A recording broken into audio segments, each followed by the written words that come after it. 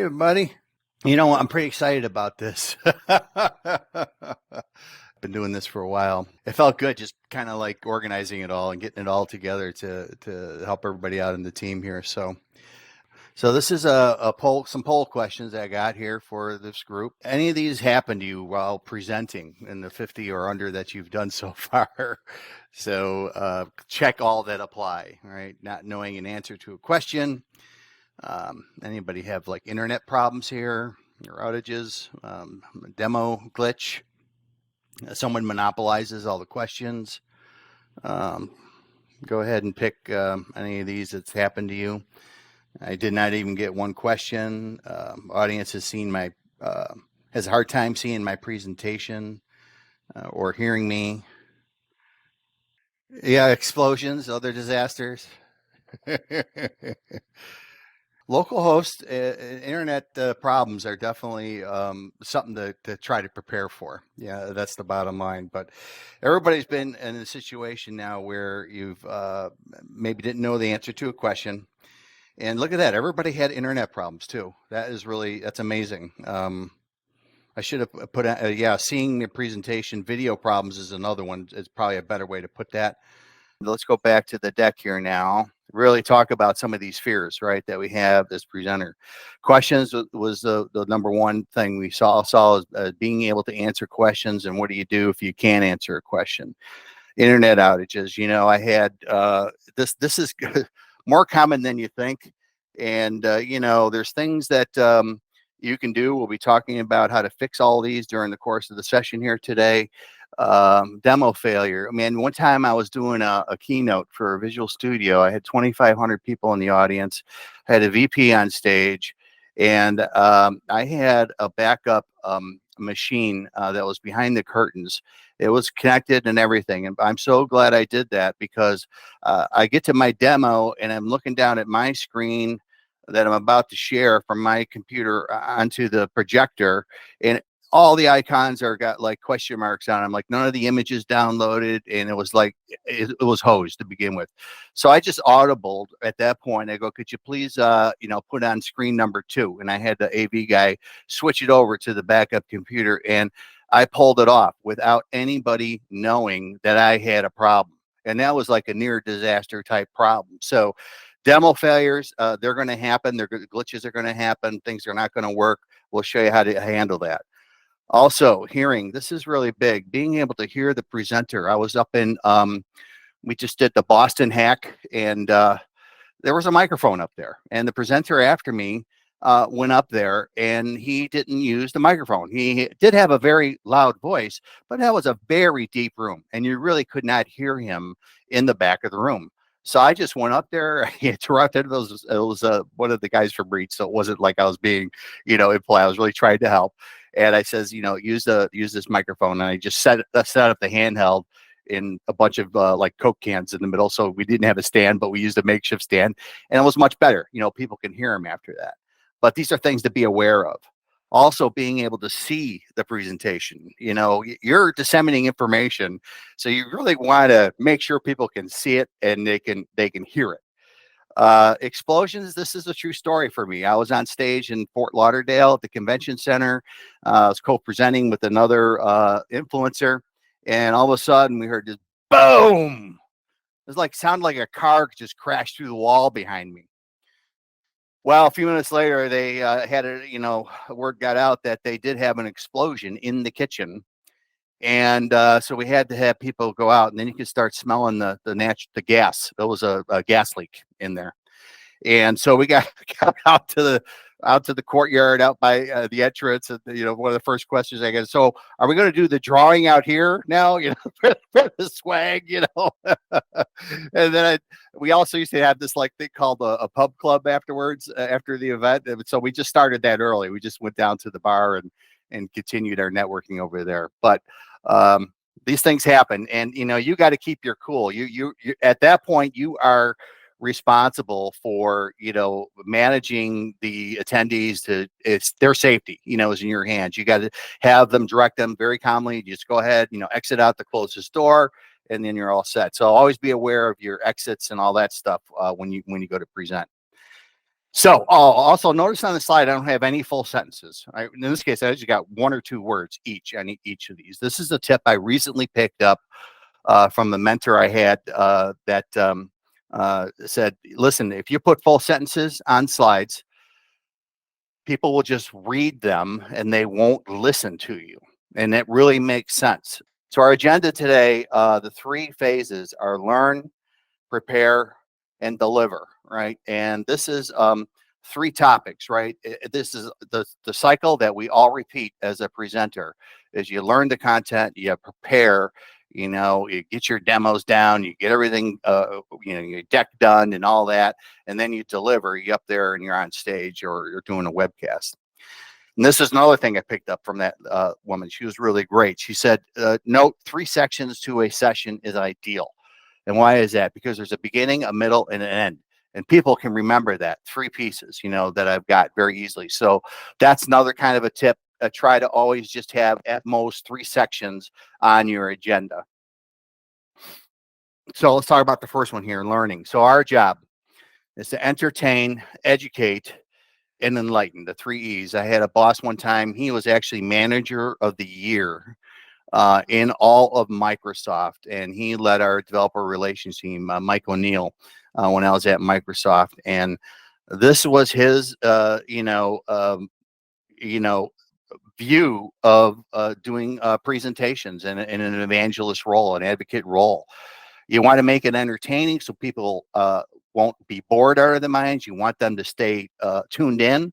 Educate, you're going to be teaching some things that people don't know, and enlighten, you're going to see light bulbs go off in the audience, people, how they can use this technology that you're talking about toward their whatever they're working on. So keep track of hard to understand content. This is when you are learning a new topic for the first time.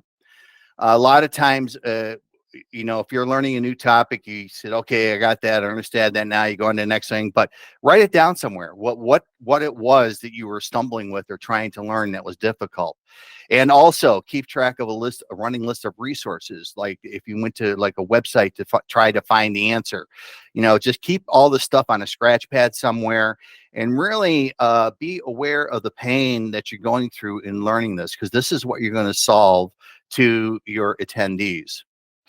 Also the questions that you come up with, because if you got questions here, most likely your attendees are going to have the same questions. So keep a list of those. And then all the things that you've learned. Another tip I like to do when I'm doing a presentation, generally, it doesn't always work this way, but generally I build the demos first. I get that done. I've got the code demos. I can, worst case is if I don't have time, for example, to do a deck, I'll just do all code for my session. Done. At least you get delivered the message, you delivered your content. But I also find once I've done the demos, it's easier to build the PowerPoint deck from the things I'm going to be showing off in the demos. So now it'll fit, it'll match up. And a good goal is to do more demos than PowerPoint. It doesn't always work out that way, but that's a good thing to try to strive for, because that when you're doing demos with code for developers, that's where they're really in tune. And so it's good to keep them, active there.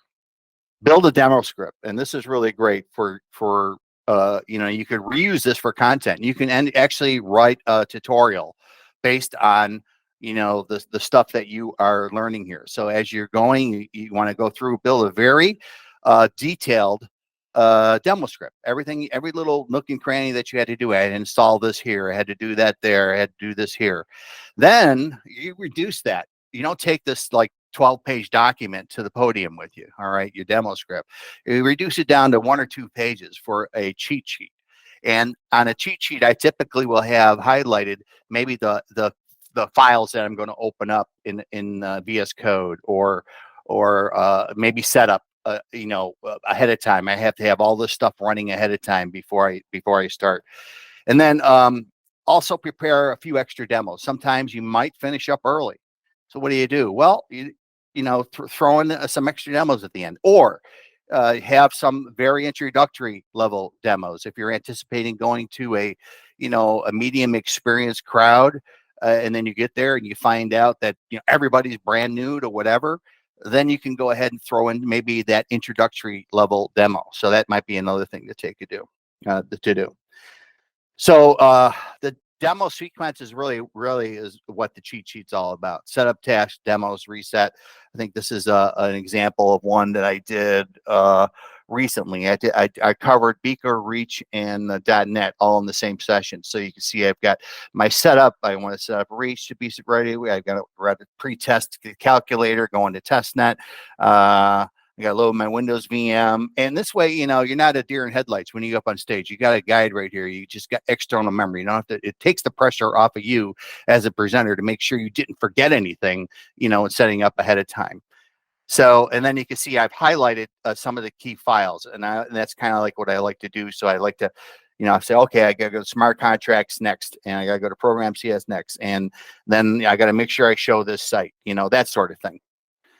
Sexiest demo first. So if you have a bunch of demos, you try to have your very first demo to be the jaw dropper. That is the one that you want to start with. Then your second sexiest demo is the one you want to end with, typically. And why is that? Well, if you've ever bought a house and you've gone to a bunch of homes to look at to potentially buy, what do you always remember? Typically the first one you looked at and the last one that you looked at.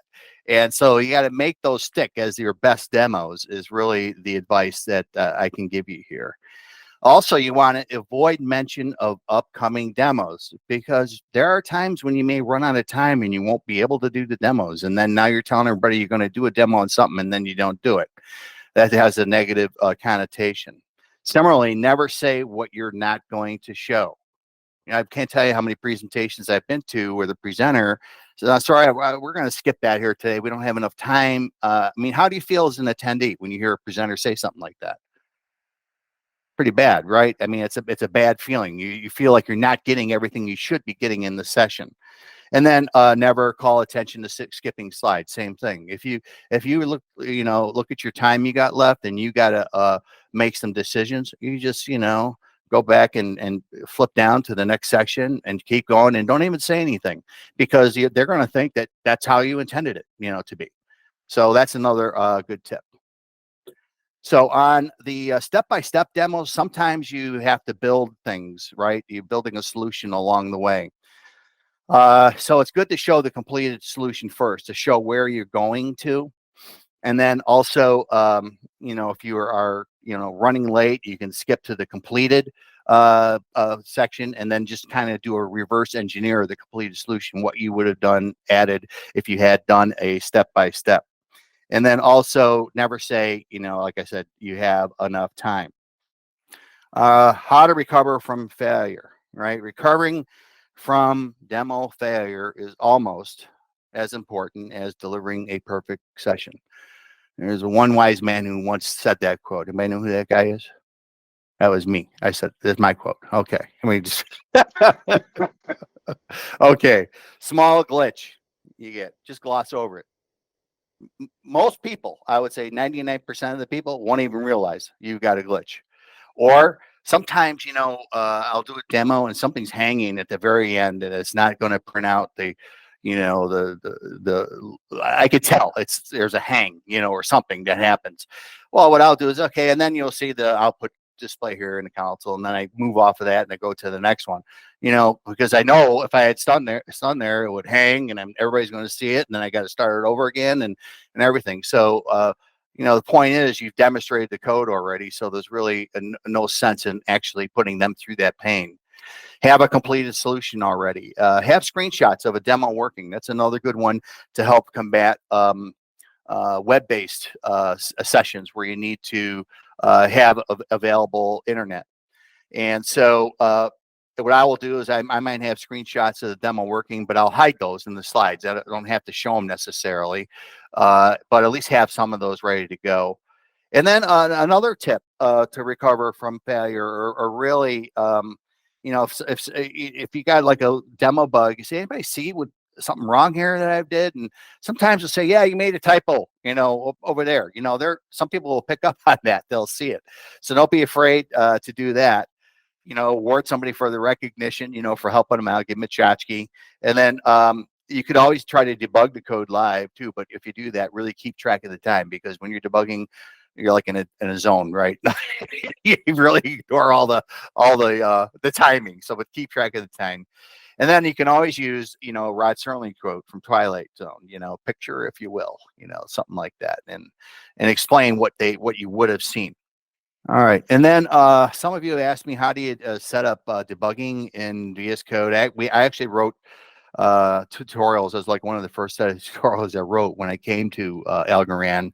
It was really, getting all of our SDKs working in VS Code and Python, JavaScript, Go, and Java. So just look those up, and you could see um, how to set up breakpoints and all that stuff, and go through the code one at a time.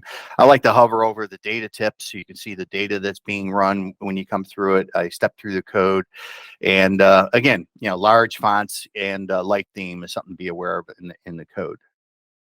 So PowerPoint tips, anticipate audience questions, and we do that as all part of your, learning process, like we talked about.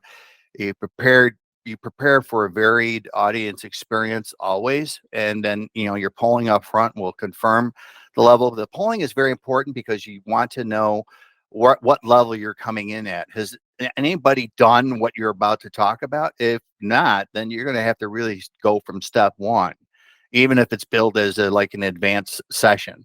So that's something you got to adjust kind of on the fly, but at least be prepared for it. Again, I'm a fan of hidden slides, in case I get questions around some other topic that I really don't want to cover mainstream, but if somebody asks it, I've got a slide and maybe a resource link to it. Add notes to your presentation. This will help you when you are preparing. Right, you'll know there's things you got to say about a certain slide, and when you prepare, you can kind of rely on those notes till you get to the point where you don't need it. Save as PDF. What this does is a couple things. Number one, it will remove the notes, and it will remove any hidden slides. So I like to do that to give to the link to that for attendees, because then it doesn't have all my hidden slides that I got in there, and it doesn't have any proprietary information in the notes that may go out. So it's always good to just share the PDF. I like to either post it.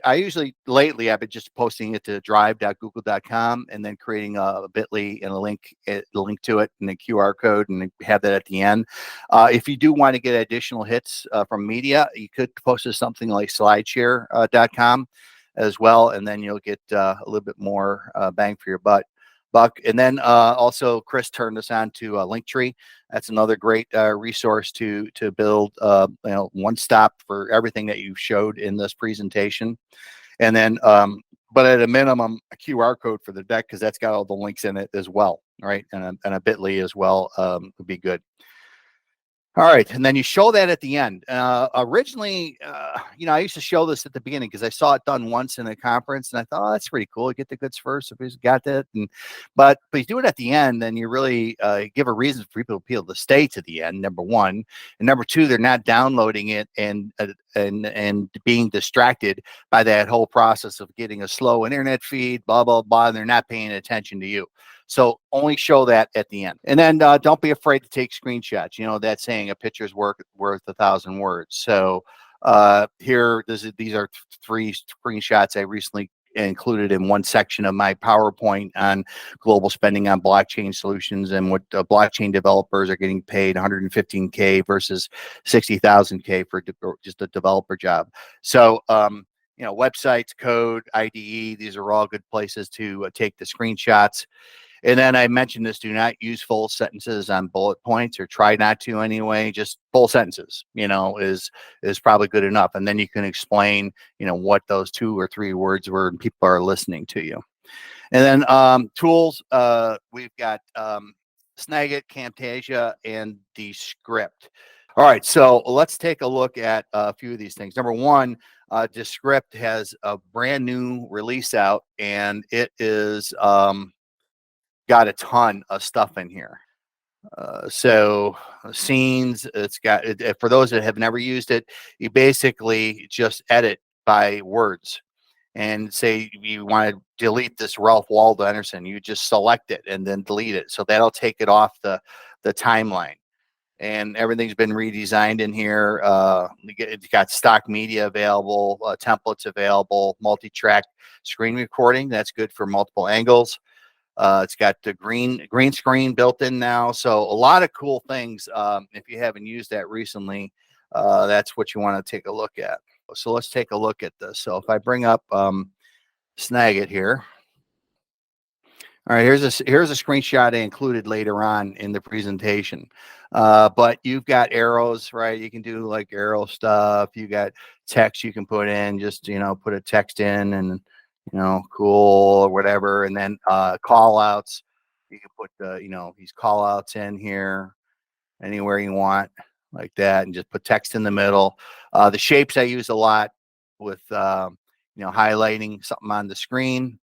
And then stampings, you got these little smileys you put out there. Fill is, I use that every once in a while too. You can, just fill a certain area on the screen. Let's just go ahead and fill in, maybe this. So everything comes up green.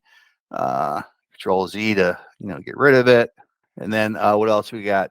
You move stuff around. Oh, this is a good with steps. So with steps, if you're doing a tutorial, you can go like, here's the first step, here's the second step, here's the third step. So that's kind of nice.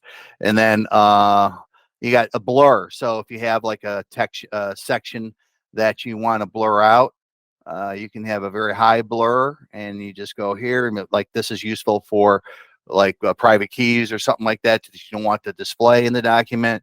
And then also highlighters and erasers and magnifiers and all that stuff. And then finally, there's also, I use this to convert formats a lot of time. I do a save as here. You can see I've got a lot of different choices from JPEG to PNG to TIFF and a bitmap and PDF as well. So, and you can import the iOS format, and then but you can't save it as that. You'll have to save it as another one, which is fine with me. But that just kind of gives you the idea of what we're doing there with Snagit. Snagit is by TechSmith, which also makes Camtasia. So I'll take a quick look at Camtasia. This is, you can see here, this is when I'm editing. If I play it through the headset, I can actually hear it. You can see down in the very bottom of the screen is the audio waves, the times, and so this is, if I want to delete this section here, what I might do is do a, split the line right here, right there. And then I come over to this part here, split the line, and then do this, and then hit ripple delete. Ripple delete will suck everything to the right and bring it all over to the left. So now you got a continuous flow. And then also you have the ability to put in annotations, like on the screen, right through the videos. And then also you have the transitions. Is kind of cool. As you can see these transitions, if you just hover over it and drag your mouse from left to right, you can see the transition that actually happens.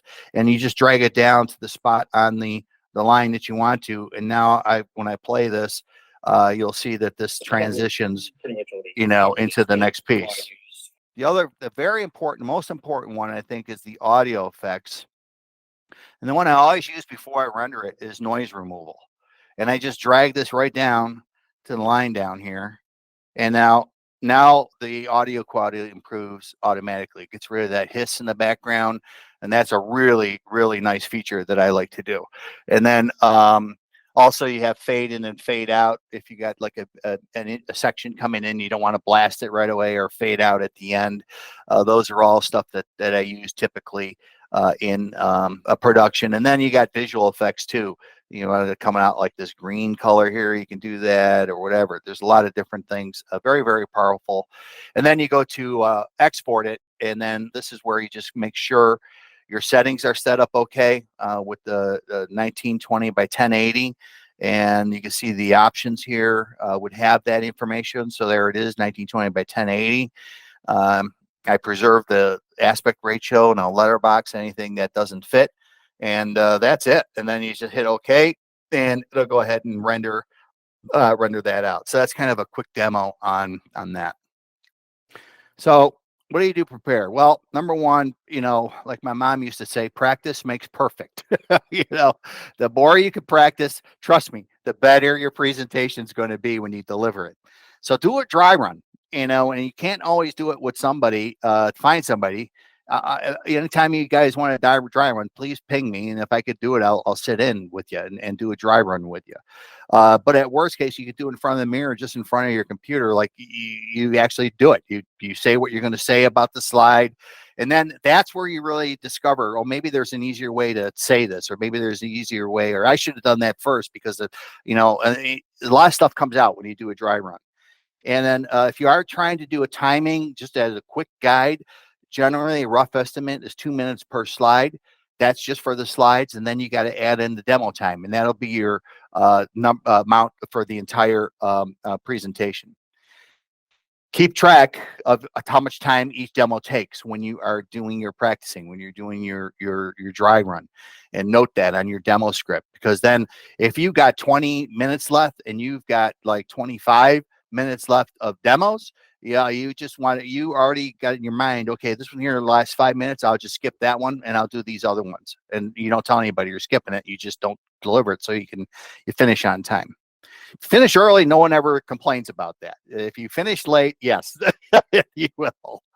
So record it too, play it back. That's another technique. A lot of times you don't realize you're saying a lot of ums and ahs or whatever, and then when you play it back, you'll hear them all. So things like that come out. So polling in person. So when you got a live audience, really want to always gauge the expertise. How many are developers here? What languages do you use? What's your experience with blockchain? And you just do that with a show of hands. That's very easy to do. It's a little bit trickier when you're doing webcast, and some of the tools have it polling built in, like GoToMeeting, Zoom, Livestorm.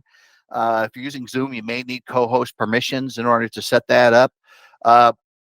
But you have a failover. If any of those you can't get to do within it, you can always do Slido, like I just did at the beginning of the session, to do your polling for a webinar.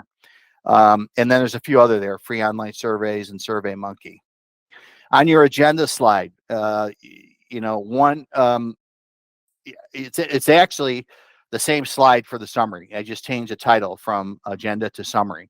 This is what you covered, in your talk. It provides a roadmap, in the agenda. They'll know the flow. They'll know what's coming. Okay, you're done with the first part. Now we're in the middle. Okay, you're done with that. Now we're at the tail end. So really, it relaxes the attendee, because they know the expected coverage. And then on the summary side, what you want to do is say in your own words what you covered in each section, right? And then add a link to the deck and resources on the summary side. That's about it.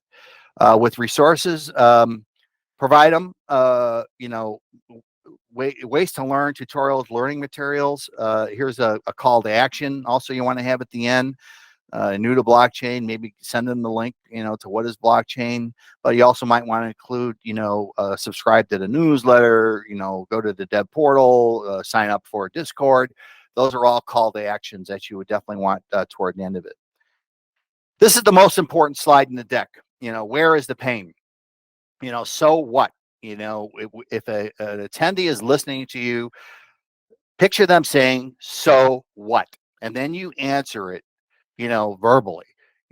This is the pain point. Why should they care about what you're going to present?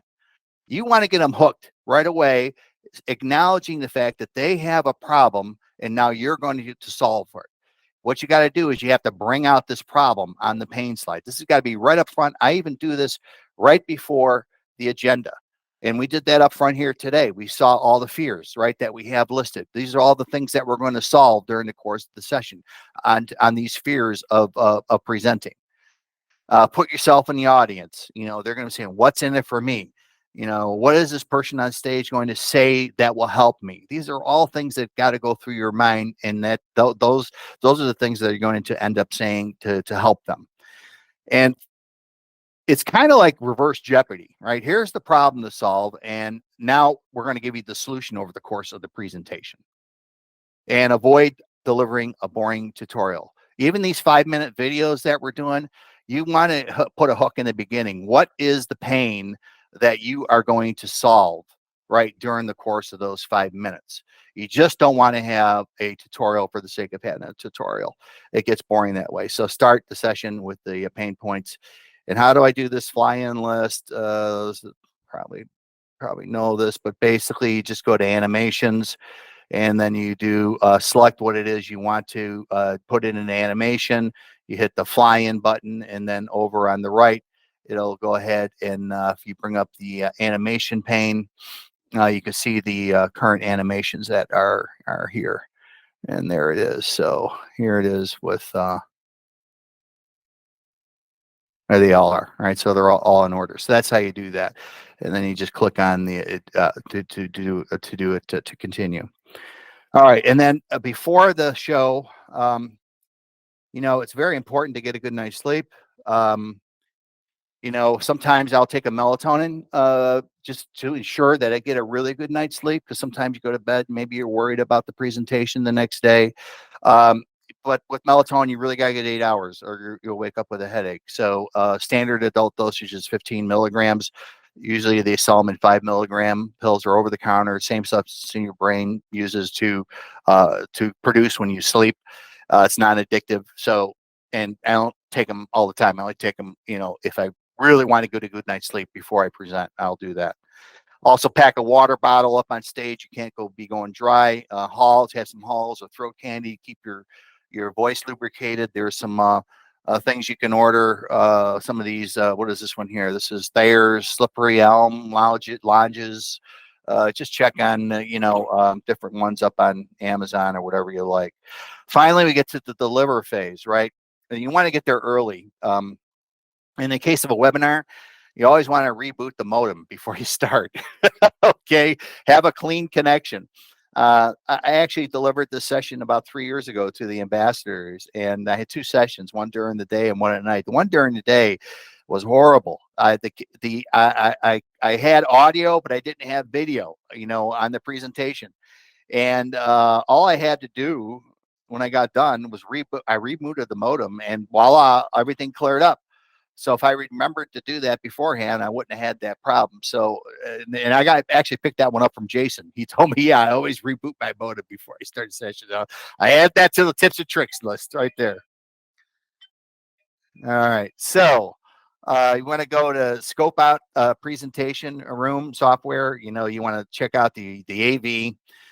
You want to do things like, do I need an adapter?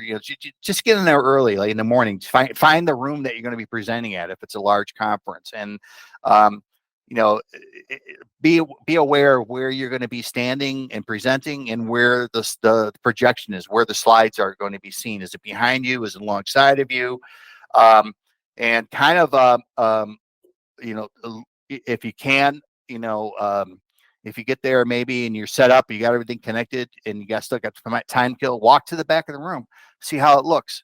Can you see it? Actually take a look back there, and make sure make use of your time. Get to know audience members too if you get there early. What kind of work you do. What do you hope to get out of today's session? Do some one-on-one stuff that builds up some chemistry between the presenter and the attendee. Also, try to wear an Algorand branded polo or a t-shirt, something with Algorand on it all the time when you're representing, because that's who you're representing. And then set up the AV first when you get up on stage. Make sure everything is connected first, because that typically is the most time-consuming thing that I find. It seems like every projection system is different, and so that's another advantage for arriving early. Get all that stuff out of the way. I told some of you this before. I just put this in the deck. Actually, I sent all of you, I think, the link to all the AV stuff, but this is one of the newest ones I put on there. Get a side monitor, and on the side monitor, you can put things like your cheat sheet. It's the stuff that you have to copy and paste from, and you need to do a spell check too on your deck before you stop it. Also, resource links. Also, if it's like a webinar or something, you can have Slack going on the side monitor, And then if you're like person helping out with the questions, or a co-presenter or whatever, you can communicate directly through Slack, no matter what you're using for the software for the video conference.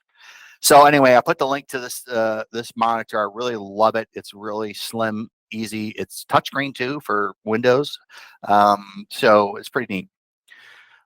Let's talk about recording. So I know you guys are doing starting to do a ton of conferences. No, Everett, you're doing a lot, like one after another down there. It seems like every day. It's good to reuse this content, right? Once we get done with it. So everybody should really consider recording sessions. Now, if it's a repeat, you've done it before, maybe you don't have to, record it. But really, this is how you scale evangelism, by doing the presentation, but then also recording it, because then you can have everybody see it up on YouTube. So when you're getting in the room, take a look at where you want to set up your cameras. And typically, I do two. I do a wide angle sure shot and a close-up angle. So I bring my iPad with me, and I have my old iPhone, and that's what I'll use for my two video sources. The wide angle sure shot, you set that up on a tripod in the back of the room. It covers everything you have, and maybe the screen, the presenter. If you just want to look at the presenter, that's fine. And then a close-up angle I like to have, and then I plug in the Shure mic into the audio jack on the side. I set my Camtasia settings that you see listed up here, and then I do a screen capture on the presentation screen, and then also start recording on cameras on the laptop. And then this is something I do forget to do, and I really got to do a better job at this, but repeat the questions by paraphrasing. This number one does two things. It makes sure that you understand the question, and then number two, you have it for the video when you do it, because a lot of times you can't hear the person in the audience doing the question if you got your mic set up to your voice right up front here. And so put the link in the deck to the YouTube description. So when you do post it on YouTube, put a link to the PowerPoint as well as part of the description, so people can download that and have that available. So this is a good etiquette. Just start on time, right? This is their time you're wasting if you're late, and it's not just one person; it's everybody in the room. If you're late 5 minutes, it's 30 people times 5 minutes. This is how much time has been wasted. So it's a matter of respect. And what do you do if there's just a handful of folks? Does this happen to anybody so far? Small group, right? We had this in Miami, right? We only had a few people in there. And so what we did was we went around, and had everybody introduce themselves. Take some time to do that. Get to know them. Get to know, personalize it. What it is that they really want to know. What do they want to get out of the session? And that's how you do a small group. You personalize it. You just don't blow through it like you do normally with a presentation you're doing to 300 people. You've got time, to really get the interaction going and helping that small group out. So keep track of time. Like my timer just went off right now, and I had it set for 10 minutes prior to the end of the session. This way, you got enough time maybe to do one more demo and a wrap up and summary and any questions. So at that point is when you got to start wrapping it up. Try not to look at your watch, because what does that do to the crowd? Think, oh, geez, this guy's really, he's trying to make sure he's cramming it all in, getting it all in. Don't try not to do that. Just, if anything, just glance down at your phone, have your phone down next to you with the clock on it. You can see the time gradually. Also, there is a trick on presentation view versus just doing it in a window. If you are delivering a session that has a lot of code and a lot of PowerPoint, you're going back and forth, typically I like to present to a window, and there's an option to do that. You can see where it is on your command bar in the Mac. It's set up slideshow and then browse by individual window. That will not bring up your notes, however. All right, so you got a trade-off here. The trade-off is I like to have everything on one screen, and I like to have it right in front of me. And so if my notes are in front of me and I'm presenting, it's on another screen. It's on either on the projector, or it's on my side screen, or wherever. But it's difficult for me to see what's on the screen because it's not right in front of me. So the presenting as a window solves that problem. Now I've got just the deck being shown. What you're seeing is what you get, and then you can use the dual monitor for notes. Perhaps maybe you can hand type a few notes on maybe a Word doc, or we have a copy of the presentation over there, with your notes in it even, and just go over there and you would have it. So that's another tip right there. On use of humor, it's great to use it. Warm up the audience. Consider using icebreakers, right, to get it going, or use a trivia question that provides humor. Here's one I used a couple months ago. I think it was, what does Algorand and classic rock band Deep Purple have in common? She's a killer machine. She's got everything, and that's the lyrics, right? What song is it from? And it's from Highway Star. So you're getting rock culture today too, as part of the session. Something like that. Stupid. It's crazy. But it loosens things up, and it gets a dialogue going. People, you'd be surprised. Oh, I love that. I love Deep Purple. I'll yell it out, it's whatever. And then you got some stuff going, So that's good. And then toss out swag, right? Maybe to anybody that guests, really engage them to going. Handling questions. If you don't know, say you don't know. Very simple. There's nothing wrong with that. People don't expect you to know everything. And, I'm not 100% sure, but if I were to guess, that might be another way to rephrase it. Maybe you're kind of certain, but, check it out afterwards. And how about handling curveballs? That question is beyond the scope of the session. I'd be happy to discuss afterwards. Or, try to have questions about the content, you might say. We're try to have, limit our questions about what we're talking about here today, because otherwise you'll be spending time and, you get a question monger, and after the first questions, the audience, you ask the audience, say, does anyone else have any questions? Make it very clear to this guy that, anyone else is what I want to hear from. And the thing is, you've got to manage a monopolizer. It's up to you as a presenter. The attendees want you to do this. They don't want somebody to keep hogging it and asking all the questions to prevent you from saying what you got to say and have the time to say it. Does anyone know the answer to that question? You can make it at a community event. If you don't know, there could be someone in the audience that does know the answer to that question. So that's another way to handle a question that you don't know. And then, and I can't tell you how many times that has worked, and it's really great. Have someone help you with a question queue for online events. This is a must. So anybody doing webinars here, feel free to ping, the group channel there. Can anybody help out with the Q&A? And then at least you kind of like just worry about presenting and you let somebody else handle the questions. That's a great way to do webinars, is having someone respond. And me and Ryan have been doing this for a long time together.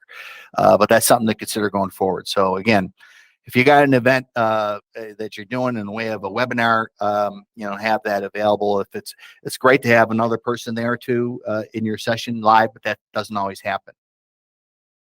So it is your responsibility to manage that question control.